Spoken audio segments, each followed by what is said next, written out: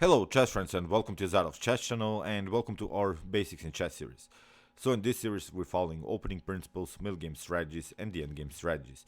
Today we're continuing with some endgame strategies and again today's subject will be the connected pass pawns in the endgame, and creating connected pass pawns is a very important thing in chess, I think, because if you see this position already, black struggles against two connected pass pawns, so it means they're connected, they're not split, they're on here two connected files.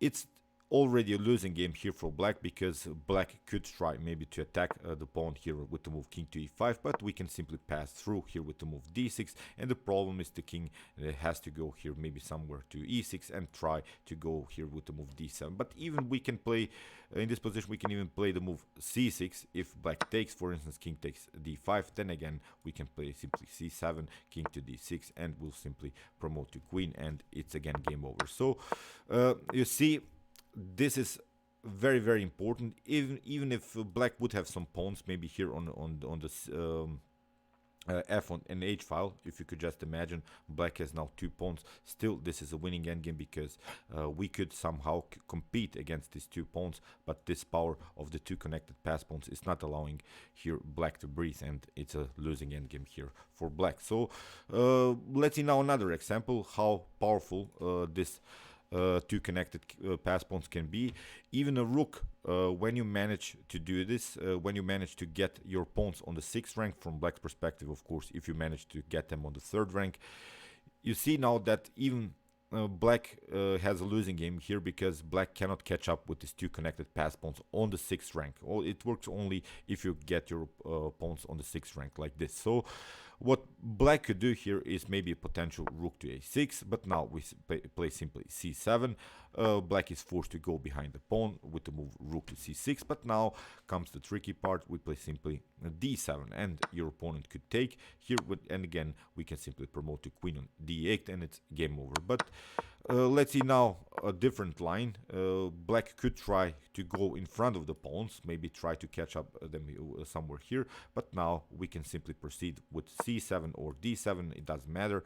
Your opponent has to play something like rook to c8, but now again this idea d7, rook takes c7, and d8 the promotion. So these are now of course simplified examples. Let's see now some great examples from chess history. Here is a chess game played by Arkady Naiditsch with the white pieces. Here black has several problems. Black has of course this knight, which is only protected by the king, and the rook is a little bit loose on the board. We have now a 2 versus 1 situation here on the king side, and the only thing that black has maybe as an advantage is the situation 2 versus 1 on the queen side, but it's simply too far away, this action on the queen side. Here Arkady Naiditsch found a great tactic in order to create this two connected pass pawns. He played the move first, rook takes c6. After king takes c6, he deflected the king far away from the action here on the king side, and now comes the stunner, even bishop takes h6. So see, he sacrificed 2 pieces. After rook, if rook takes h6 would have happened here, then simply we can simply play this idea g5. The rook has to move. We could simply play h6. The king is, as I said, really too far away from the action. We could play simply here after king to h5. If black tries maybe king to e7, but now again this idea, again you see black cannot go to f8 or to f6 because then a simple g7 will happen. If black tries again this idea, then again we have some h7 possibilities, rook to h8, and now we could go king to h6 followed with g7. So that's why in the game after bishop takes h6, Arkady's opponent tried king to d7, but now king to g5, very nice move, included this king in the attack, king to f7, and now after bishop to g7 we have now the possibility to close here the f file and simply push this pawn further.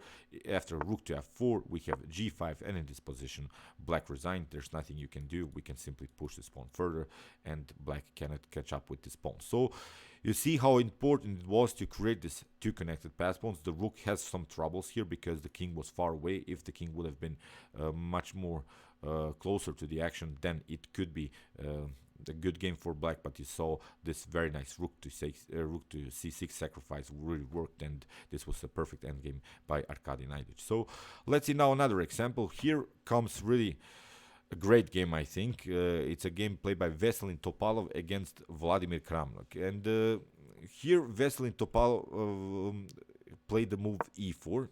He tried really to crack the position in the center. He tried to create himself sort of a central pawn storm. If of course black takes here with d takes e4, then white would connect 3 pawns in the center, and this pawn storm I think black couldn't handle. But here Kramnik played simply bishop takes c3, and Topalov made really a mistake. He played the move e5, hoping that black will retreat here, because now white would have here great 2 connected pass pawns.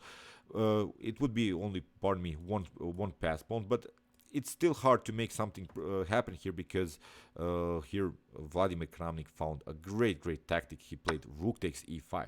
After d takes e5, we have bishop takes e5, and we have now a new position in which, okay, we are down the exchange, but there is this problem. This bishop is bad on g4.